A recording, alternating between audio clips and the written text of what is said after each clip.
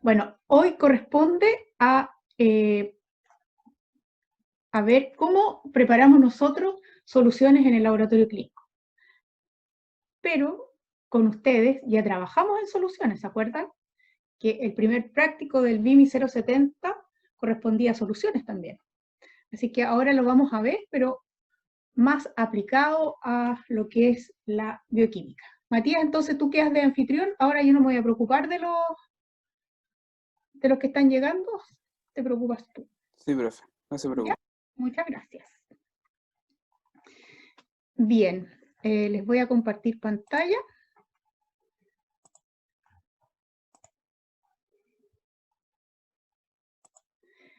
La idea es la siguiente.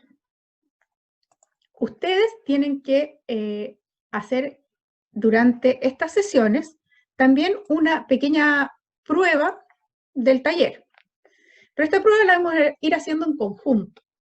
Y la idea es que yo voy a pasar una parte de los cálculos que quiero contarles y posteriormente entonces vamos a trabajar con la plataforma que ustedes conocen, que es Socrative, donde van a trabajar ustedes algunas cosas de cálculo, para que sea más ameno y no estén medio dormidos como normalmente están. Espero que no. Bien, cuando quieran interrumpirme, me interrumpen, no tengo ningún problema. Así que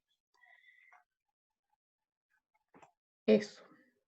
Entonces, primero que nada, para poder saber qué soluciones hacemos en bioquímica clínica, tenemos que saber qué se hace en un laboratorio de bioquímica clínica.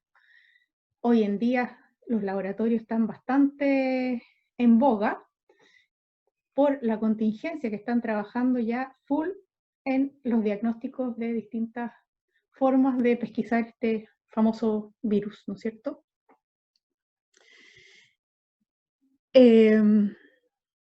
Matías, Daniel Silva está en la sala de espera.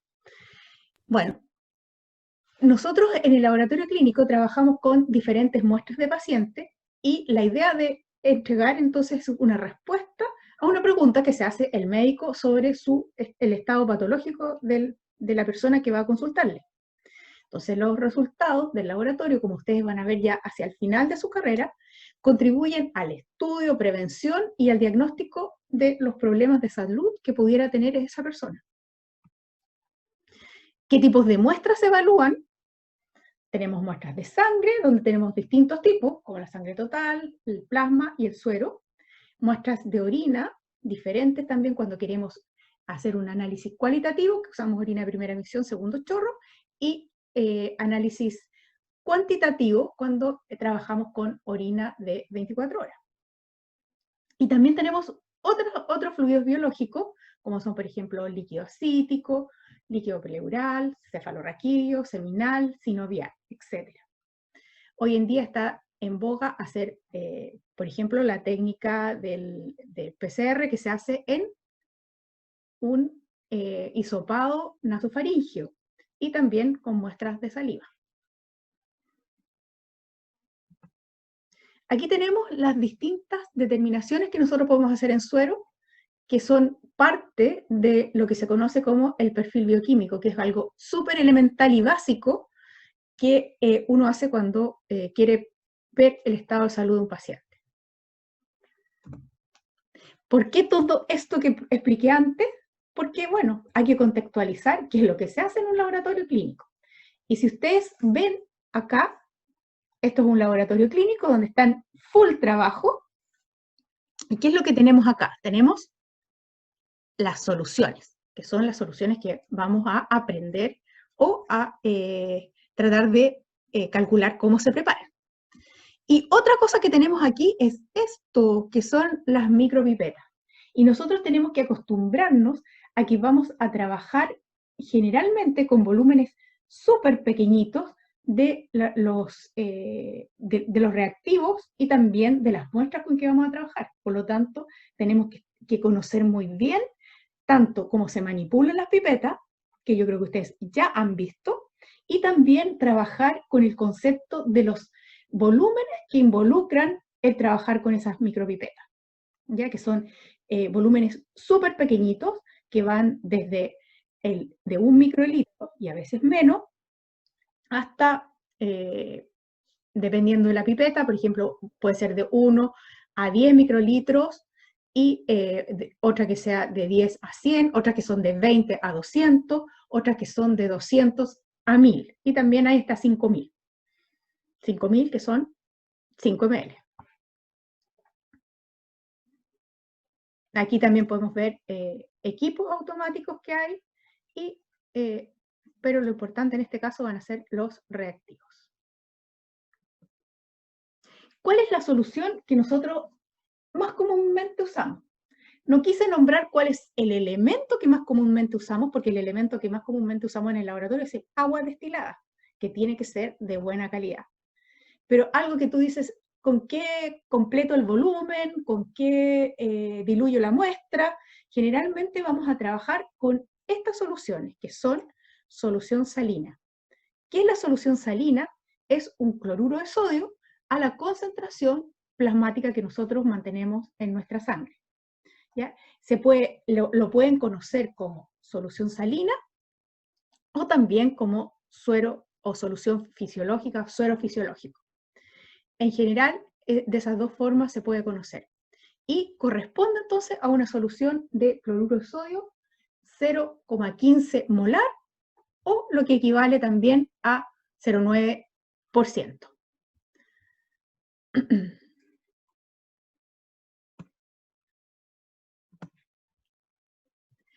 Y aquí vamos a partir con la primera pregunta.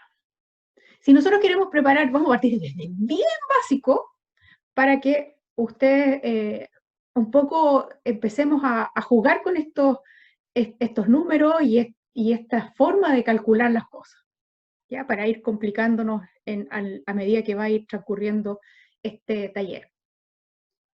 Primero que nada, tenemos el cloro y el sodio que forman el cloruro de sodio.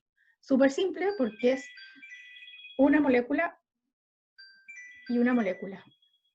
Perdón.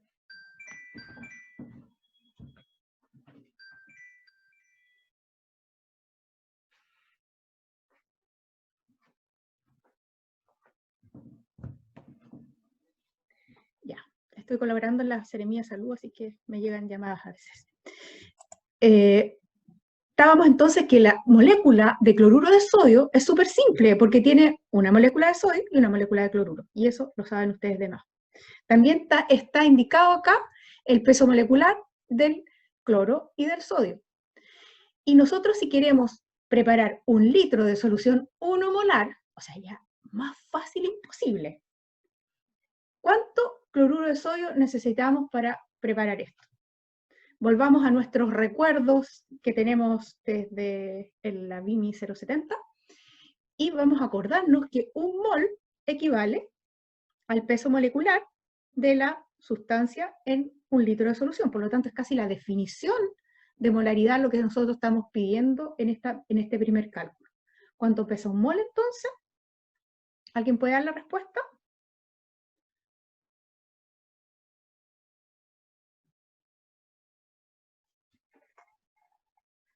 ¿Cuánto pesa 1 mol de 58,5 gramos.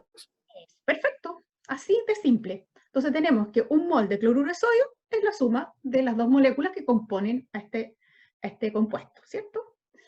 Ese es 1 mol. Y después nosotros, cuando queremos preparar 1 litro, vamos a preparar entonces los 58,5 gramos, que muy bien dijo la compañera, y lo llevamos entonces al volumen que en este caso es 1 litro. ¿Y cuántas moléculas tendríamos ahí en esa solución? 6,022 por 10 a 23 moléculas. Eso. Ojo, moléculas de cloruro de sodio. Pero si hablamos de iones, hablaríamos del doble, porque acuérdense que esta molécula se ioniza en un medio acuoso, por lo tanto tendríamos el doble de iones, pero está muy bien la respuesta del número de Avogadro de moléculas. ¿Y por qué nosotros nos complicamos con el número de Avogadro?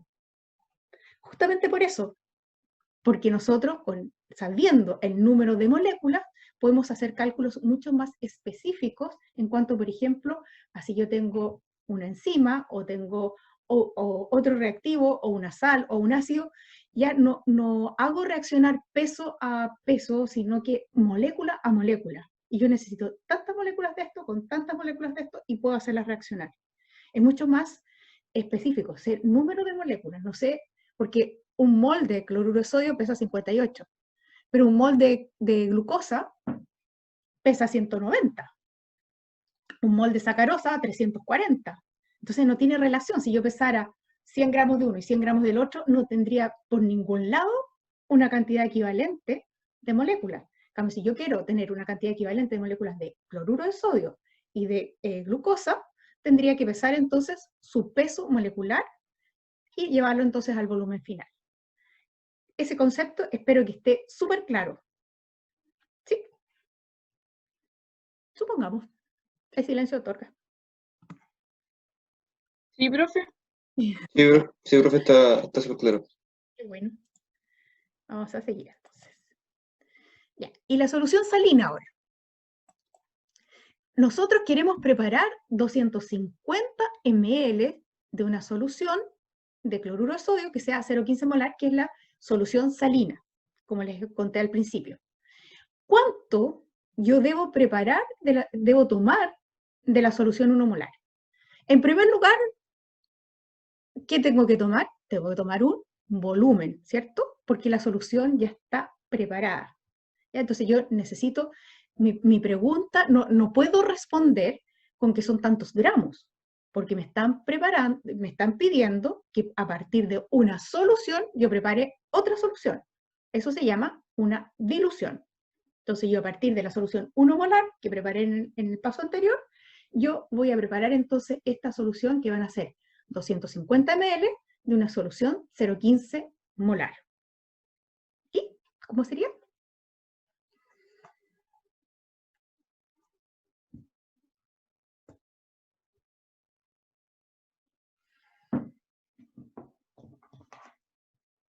Es una dilución. No sé si me va a quedar muy lejos el pizarrón.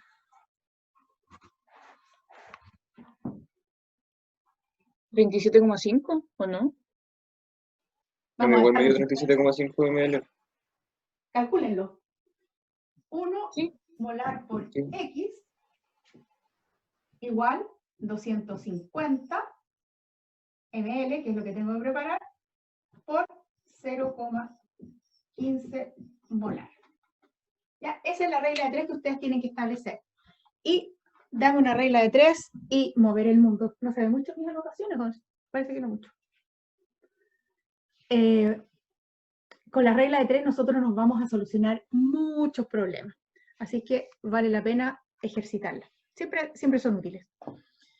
Entonces vamos a dejar en suspenso el resultado, pero sabemos cómo tenemos que hacerlo. Tenemos que entonces decir cuánto tomo yo de la solución 1 molar para preparar entonces los 250 ml de la solución 0,15 molar. Y hacemos esa simple regla de 3, multiplicamos, dividimos por 1 y nos da el resultado.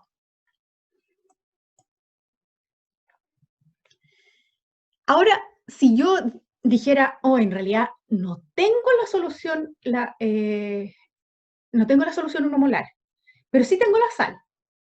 ¿Y cuánto tengo que pesar yo de la sal si es que quiero preparar la misma solución 0,15 molar? Sabemos que un mol pesa 58 gramos, ¿no es cierto? 58,5. 5. Un mol pesa 58,5 gramos. Y yo tengo que preparar, pero si yo pesara 58,5 gramos, sería la cantidad necesaria para preparar 1 litro de solución. ¿Y cuánto me están pidiendo acá?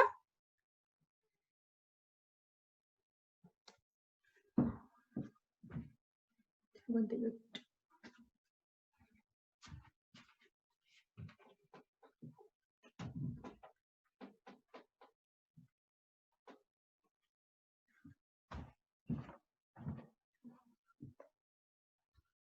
$58,5 es para 1000 X para 250. ¿Ese X cuánto es?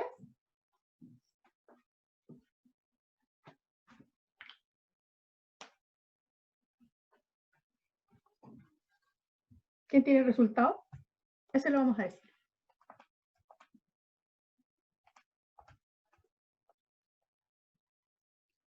¿Quién tiene el resultado?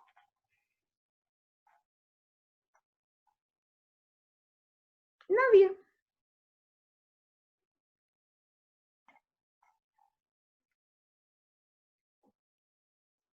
¿Cuánto equivale 250 ml de un litro? ¿A un cuarto? A un cuarto. ¿Y qué tendrías que hacer yo con el peso molecular para preparar un litro? ¿Qué función matemática? Multiplicarlo por 4. ¿No? ¿Cómo que multiplicarlo por 4? Pero es que Ya, si multiplicarlo. tenemos 250 y quiere transformarlo a litro, po, ¿o no? Ya, si yo tengo 250 ml, que es lo que quiero preparar, Sí. ¿ya? Pero yo sé que 58,5 gramos me sirven para un litro. Dividir ¿Cuánto por Ah, cuatro. dividirlo por 4. Pensé que era de los 37 que sacamos.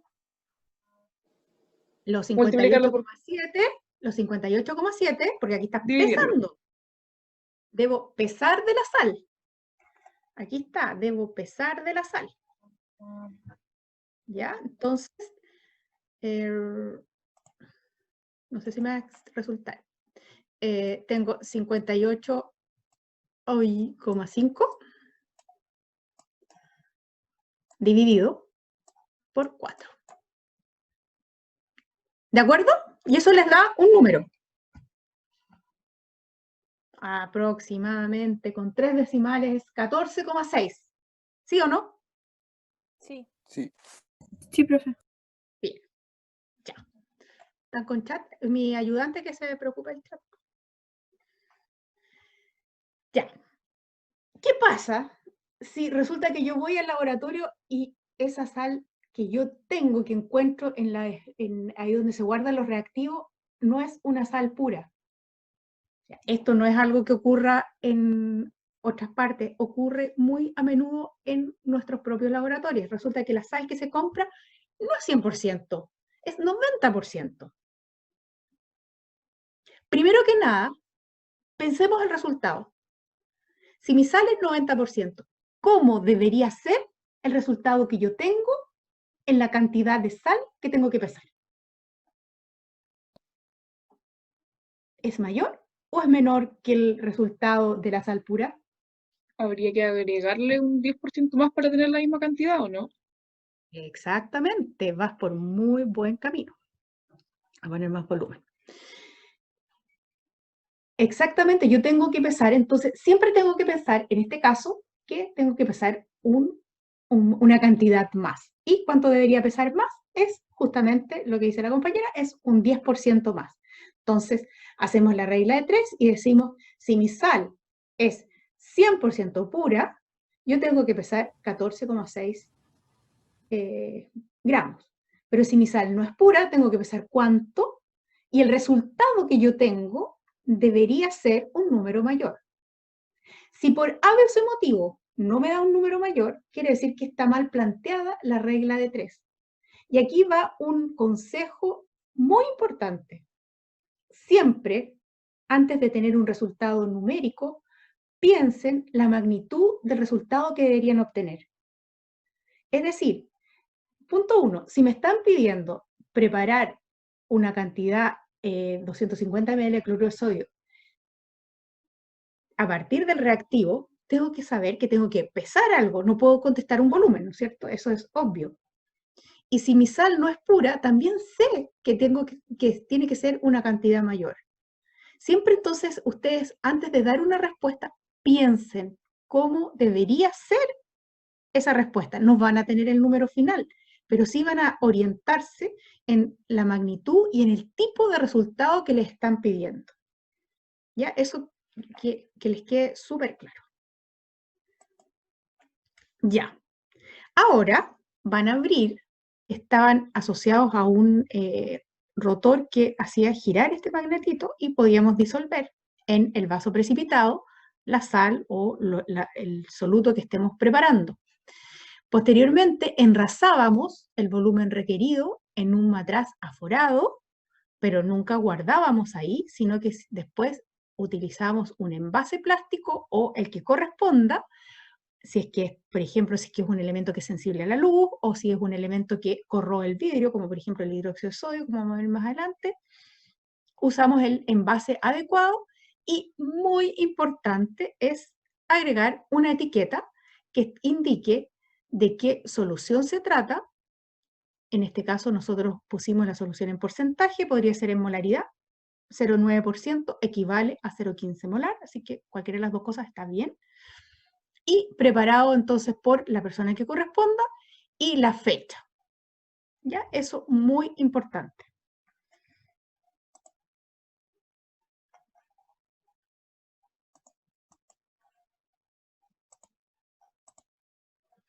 Ahora, el cloruro de sodio es la sal más común.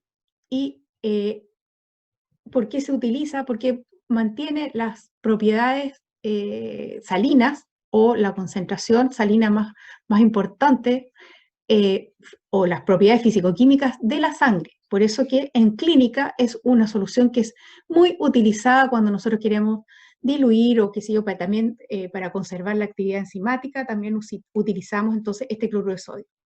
Hay formas más elaboradas de este suero fisiológico, que contemplan el agregar también tampones como fosfato o bicarbonato, tal como está indicado acá abajo, y que nosotros entonces mantenemos, gracias a estos tampones, mantenemos un pH más regulado de la solución, que en algunos casos es muy importante cuando vamos a hacer algunas determinaciones. ¿Ya? Esa es una solución entonces que es un suero fisiológico, pero que además tiene otras propiedades, como mantener el pH, entonces en este caso a un pH equivalente al sanguíneo. Pero volvamos al laboratorio clínico. Ya nosotros aquí estamos preparando nuestras soluciones, y vamos a partir con un ejemplo, que es la determinación de proteínas totales. ¿Ya? Esta es una de las técnicas que se utiliza muy comúnmente en los laboratorios clínicos. Y vamos a tratar de desentrañar desde el punto de vista soluciones, cómo nosotros participamos entonces con estas soluciones para preparar estos reactivos del Biuret. ¿Ya? Aquí tenemos un ejemplo, que tenemos entonces el reactivo solo, que es un color azul turquesa, y el reactivo que tiene adicionado proteína. ¿Cómo funciona este reactivo? Ustedes lo van a ver con detalle más adelante en sus cursos, y lo que hace es que forma un complejo con las proteínas, y hace que entonces se forme un complejo de cobre con las proteínas en medio alcalino, y produce entonces este color violeta. ¿Ya? Y la intensidad del color es el que da entonces la cantidad de proteínas, ya que hay una proporcionalidad entre la cantidad de proteína y el color que nosotros estamos desarrollando. Es decir, que un tubo que no tenga proteína se va a acercar mucho a este color, y un tubo que tenga más proteína se va a ir poniendo cada vez más violeta. Puede ser intermedio o puede ser más oscuro. Bien, ¿y qué necesitamos ahora nosotros para preparar este reactivo del Biuret? Nosotros partamos por, estos son todos los reactivos que nosotros necesitamos para hacer la reacción del Biuret. Necesitamos hidróxido de sodio, porque en realidad el hidróxido de sodio lo vamos a utilizar después en esta parte.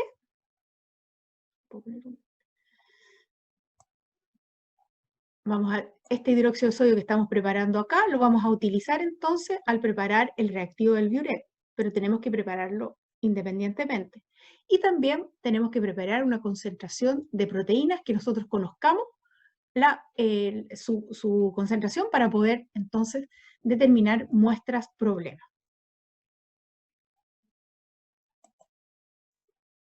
El hidróxido de sodio, que es una sal, en este caso es una base, un hidróxido de sodio es una base altamente corrosiva, ¿ya? Y nosotros tenemos que prepararlo, y el reactivo viene en forma de unas lentejitas, que nosotros tenemos que pesar y prepararlo.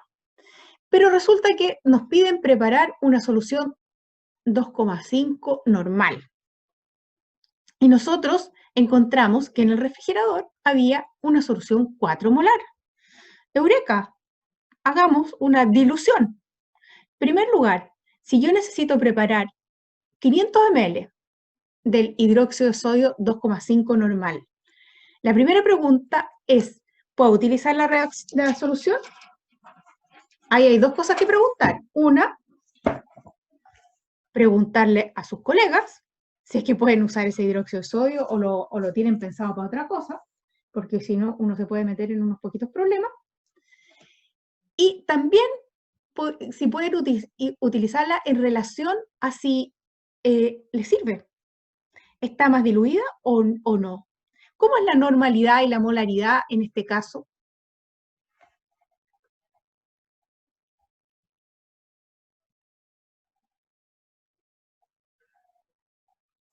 En este caso son iguales. En este caso son iguales, ¿no es cierto? Por lo tanto, no tenemos ningún problema. Podemos calcular, hablar de 2,5 normal o 2,5 molar. Y como la solución que nosotros tenemos que preparar es menor, tenemos entonces que ver qué volumen tenemos, qué volumen necesitamos para preparar 500 ml. ¿Cómo es la relación que hacemos aquí entonces?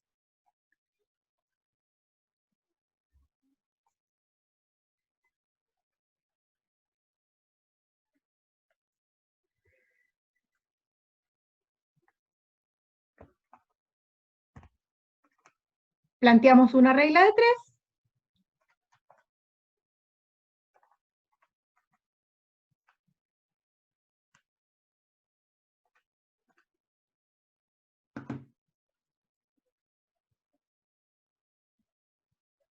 ¿Cómo sería el volumen que yo tengo que necesito para preparar estos 500 ml? ¿Sería un volumen pequeñito o sería un volumen bastante grande, diría yo? Grande. Grande, ¿cierto? Porque 2,5 normal no está tan alejado de 4 molar. Están cercanos, por lo tanto, no es un volumen pequeño. Entonces yo digo, ¿cuánto tengo que tomar de la solución 4 molar para preparar la 2,5 molar o normal? 312,5 ml. 312,5 ml, sí. Ahora tengo que ir al refrigerador y preocuparme de que el envase que contiene la solución 4 molar contenga la cantidad suficiente, ¿cierto? Ese sería el paso siguiente. Ahora, ¿cómo almacenamos el hidróxido de sodio? Es muy importante, porque el hidróxido de sodio corroe el vidrio, es capaz de extraer los silicatos del vidrio y empieza, si ustedes se fijan, cuando se usan estos detergentes que son altamente alcalinos, empiezan a corroer el vidrio, por ejemplo, de los vasos, o si nosotros guardamos en un envase de vidrio, nosotros vamos a ver que después de un tiempo va a estar el vidrio opaco. Así que debe guardarse en un envase de plástico, ¿ya? Aquí les tenía una reseña un poco del hidróxido de sodio para que sepamos que el hidróxido de sodio corresponde a la soda cáustica o sosa cáustica también que la llaman, y que se usa en la industria para fabricar papel, detergente y distintos tejidos derivados del petróleo. También nosotros podemos comprar en la ferretería para destapar los desagües, porque es altamente corrosivo, ¿ya? Y trabaja en forma sólida y se disuelve con el agua. ¿Qué pasa? Es una reacción exotérmica, por lo tanto, cuando yo disuelvo este hidróxido en agua, se produce entonces bastante calor, sube mucho la temperatura, ¿ya? Y la forma de almacenarse entonces debe ser en sitios secos, ya que si por algún motivo se humedece, puede ser muy peligrosa por este desprendimiento de calor, y entonces que necesitamos entonces tener un ambiente seco y bien guardado. Y también entonces, por último, lo que les decía, que tiene que guardarse en recipientes de plástico, ya que corroe el vidrio y también el metal. Entonces es altamente, tenemos que tener esa conciencia. O sea, piense que preparar soluciones no es mezclar 1 más 2, sino que es tener en cuenta todos los pasos que hemos visto hasta ahora. Ya, y aquí, en realidad, esto no tiene nada que ver con el diuret, pero para hacerles un poco que no perdamos de vista lo que es la normalidad y la molaridad. En este caso, que tenemos entonces una molécula que es el hidróxido de calcio, que tiene entonces 2 equivalentes OH. Si yo hablo en relación a los equivalentes OH, entonces, ¿cuál es la normalidad del cloruro, el hidróxido de calcio? Si es 2,5 normal o cuál es, no, pues ahí está, la normalidad está dicha. Una solución 4 molar, ¿cuál es su normalidad?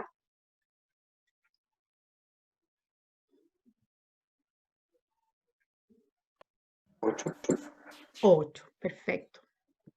Entonces, por ningún lado me serviría preparar esta solución de hidróxido de calcio.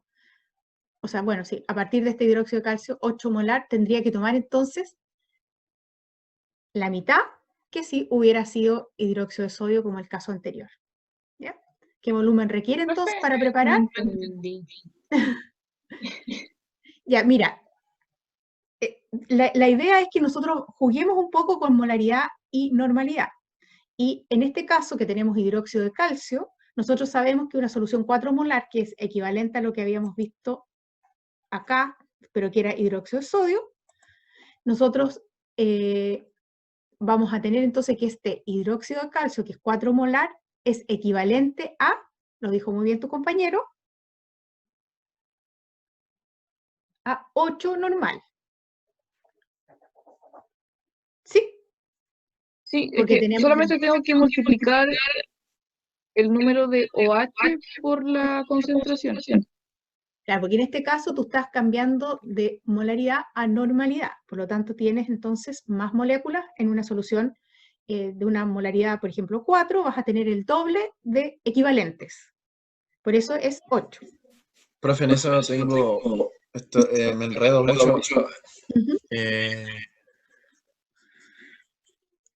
¿Cómo esto? ¿Eso es porque hay OH? Claro, ¿O hay...? es que, mira, la molaridad es súper simple porque va en relación al número de moléculas.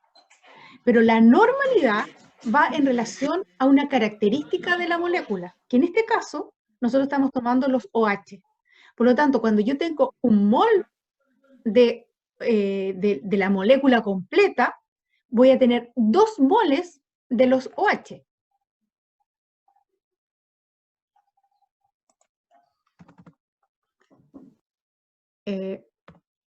Un mol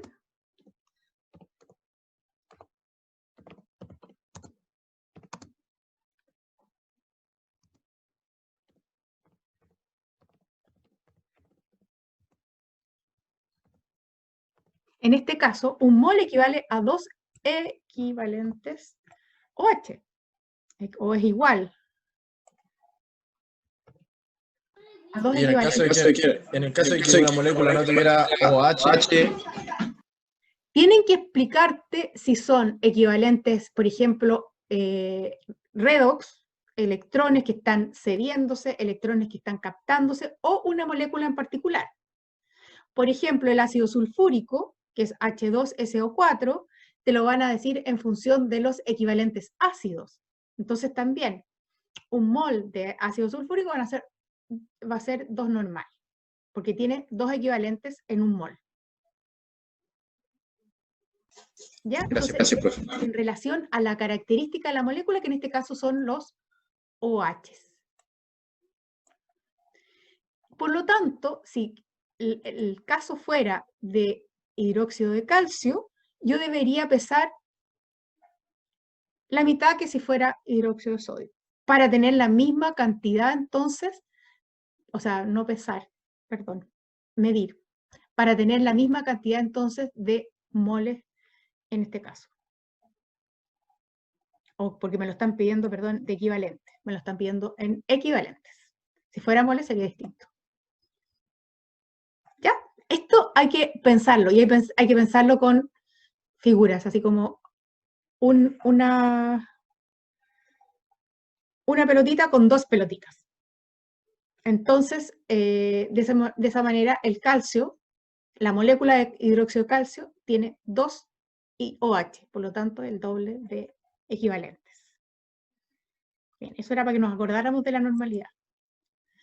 Sigamos con nuestro reactivo de Biuret. Aquí viene otra pregunta. Yo tengo un sulfato de cobre, que tengo la fórmula molecular acá, y me están preguntando cuál es la concentración molar final del sulfato de cobre. Aquí se nos complica un poco más el panorama, porque no está dado el peso molecular del cobre, por lo tanto tengo que calcular el peso molecular del cobre. ¿Y qué concepto quiero que les quede claro acá? Es que la molécula, en este caso, es esa, completa. No puedo, yo tengo que pesar, cada vez que estoy pesando un mol de sulfato de cobre, estoy pesando 5 moles de agua. Por lo tanto, el peso molecular del sulfato de cobre es esa molécula completa. No es el sulfato de cobre solo, sino que tengo que sumarle 5 por 18, que son las moléculas de agua. Por lo tanto, ¿cuál sería entonces el peso molecular del sulfato de cobre pentahidratado? Calculémoslo. Busquen el peso molecular del cobre, del azufre y del oxígeno. ¿Quién tiene el peso molecular del cobre? Tengo mis individuales.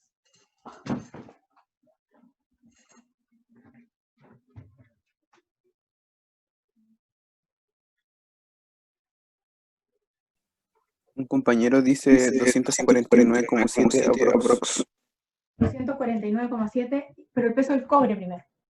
60 y... 63,55. Ya, 63,55. El azufre es 32.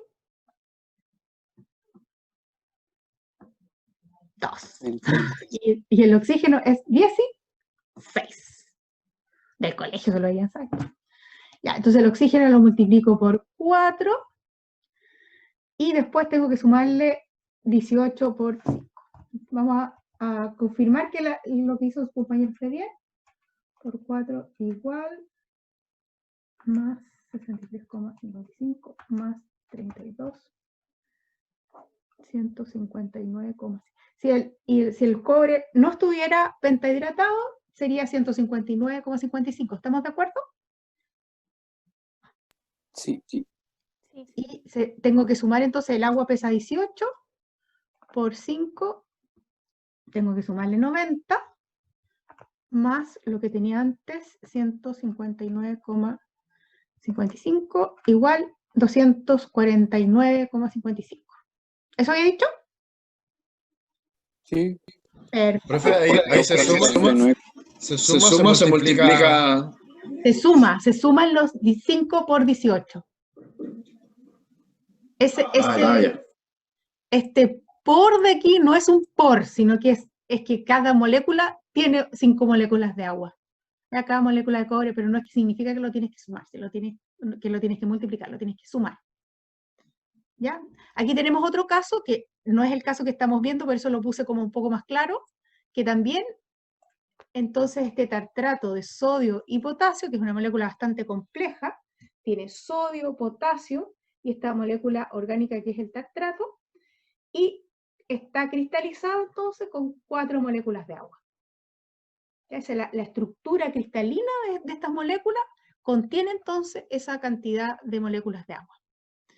Ya, perfecto, tenemos el peso molecular, 240. ¿Qué les parece si le ponemos 250? Mejor. ¿Lo aproximamos a 250? Ya, y nosotros tenemos que pesar, porque la pregunta está acá arriba. ¿Cuál es la concentración molar final del sulfato de cobre en el reactivo del Biuret? Ya. tenemos entonces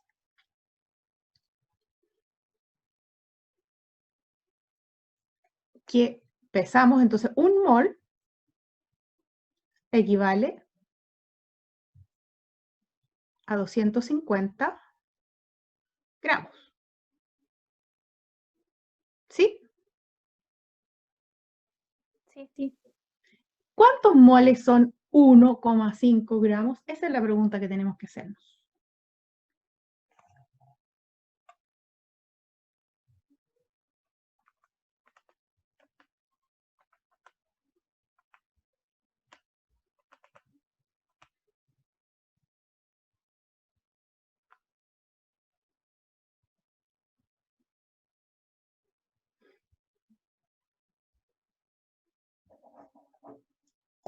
Ya, ¿quién lo tiene?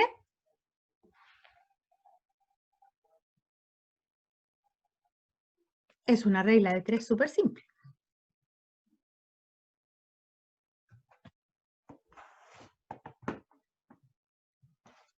¿Ya? Que lo ponga en el chat, alguien que lo tenga. Profe, ¿Cuántos moles corresponden a los 1,5 gramos? Sí, exactamente. Ya me dio 6 milimoles. Redondeándolo a 2,49 logramos mol. Sí. A 2,50. Redondeándolo a 2,50. A 2,50 que ya. Sí. Te dio 6 milimoles. Milimol. Muy bien, po. Y perfecto que lo hayas expresado en milimoles, porque si no sería 0,006 moles. Es más fácil en milimoles.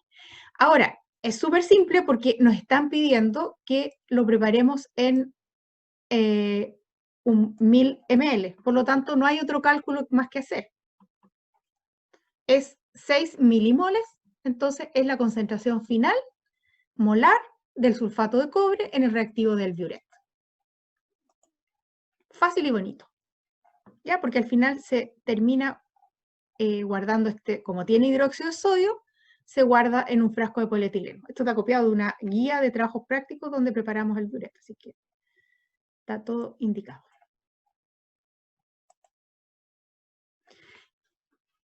Aquí me piden cuánto debería pesar de tartrato de sodio y potasio para preparar 250 ml de biuret. Es como una pregunta como media capciosa, porque la deberían poder contestar, pero así, al tiro.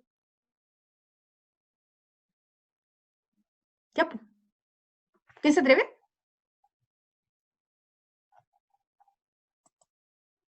Profe, no escuché bien la pregunta. ¿Está puesta ahí? ¿La ven? Ah, ya, sorry. ¿Cuánto debería pesar? ¿De qué color es el caballo blanco de Napoleón?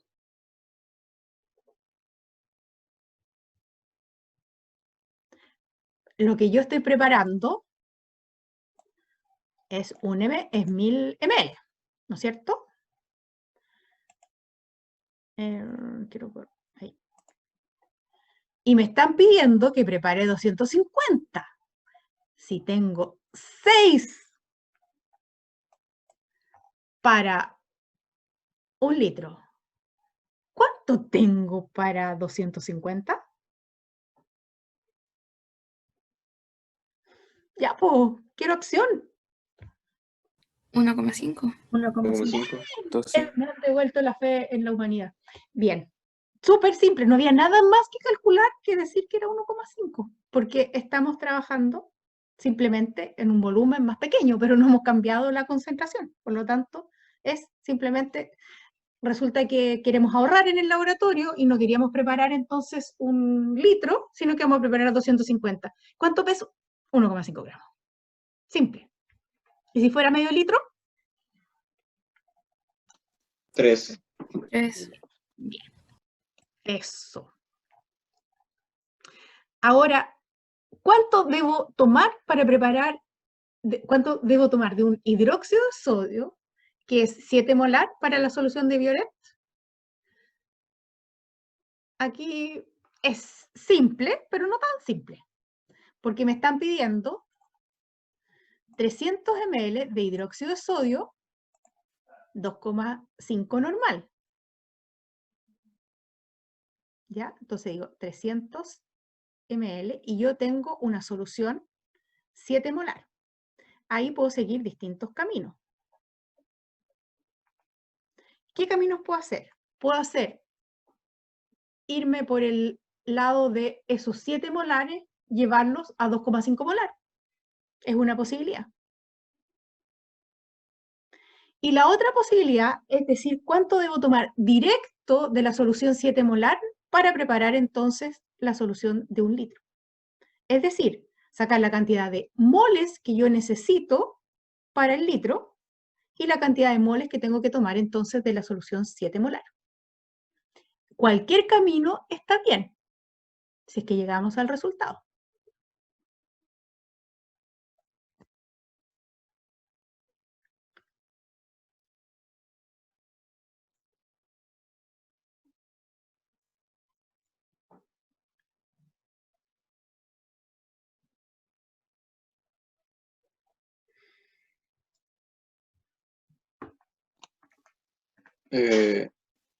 Yo tomaría 107,1 ml, lo diluiría a los 300 para que me dé los 2,5.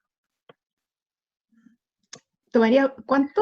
Me dio que debería tomar 107,1, bueno, 107,14 ml.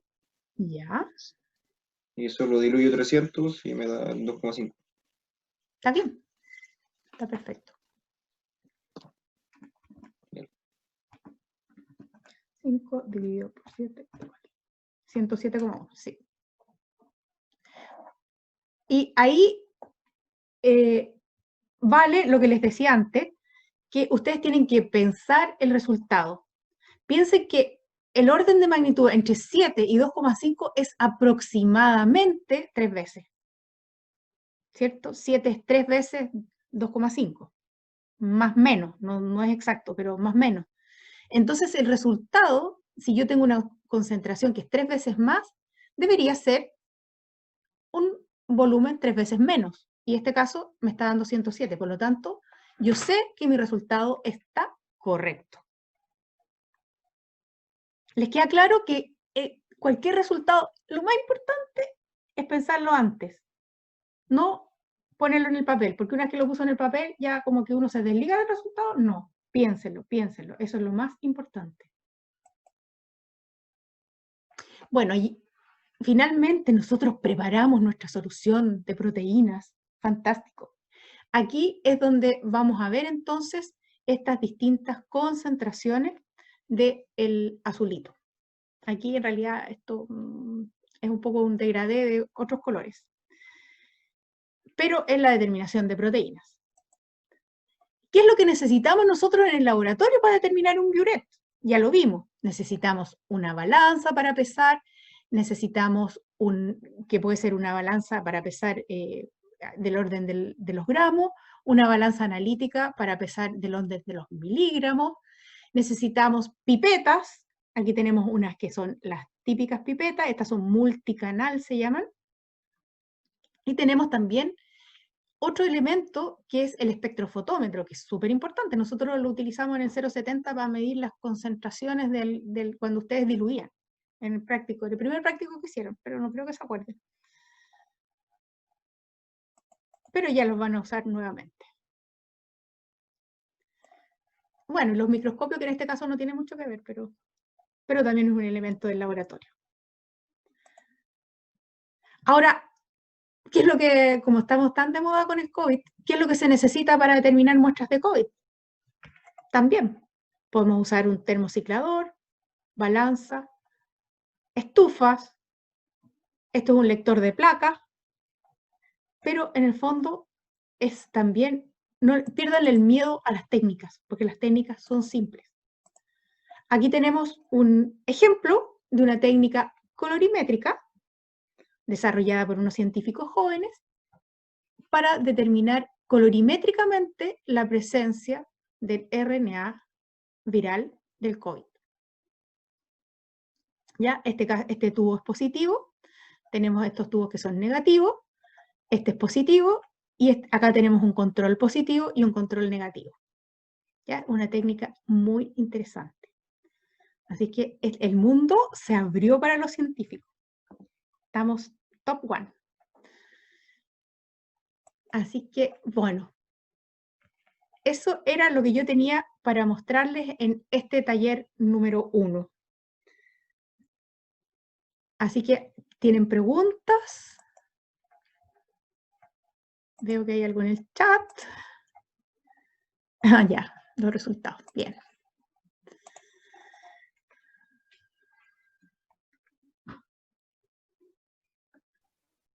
Qué divertido se ve al revés. ¿Ustedes ven al revés la pizarra? 58. No se ve bien. Sí, se ve bien, profe. Es que yo acá la veo al revés.